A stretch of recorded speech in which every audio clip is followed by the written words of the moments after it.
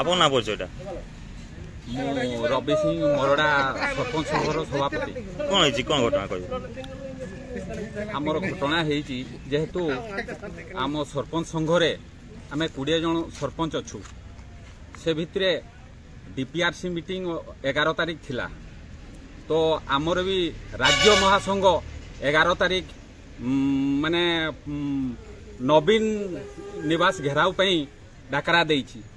सही समय आमे संघ तरफ मेसेज कली समस्त कहली डीपीआरसी मीटिंग कई सरपंच माने अटेंड करिवे नाही आमर संघ डाकरा रे जाइकी नवीन निवास आमे घेराव करिबु।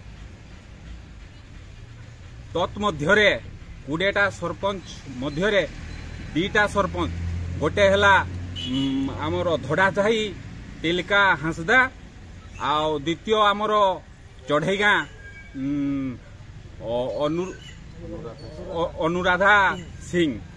तो 2टा सरपंच जेहेतु संघ निष्पत्ति को अवमानना करिचंती तांको संघ तरफ आमे तांको बहिष्कार करिबु। कहा साहस से पदक्षेप नहीं तो आम संघ को से माने कौन प्रकार जेहेतु आम संघ को से माने निजकू निजे महान भाविचंती आमे संघ तरफ निश्चित भाव में 2 जन को आमे विलंबित कलु।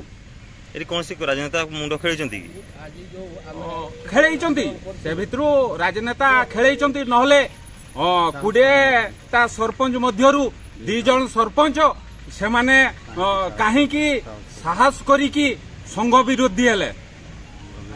कौन दाबी रहिबो आमर दाबी रहिबो आमे संघरु सेमानकु विलंबित करिबु एवं कौनसी प्रकार तांकर सुविधा असुविधा रे आमे संघ जोग दब नाही। निलंबित करिवे ना निलंबित कले कहली। धन्यवाद।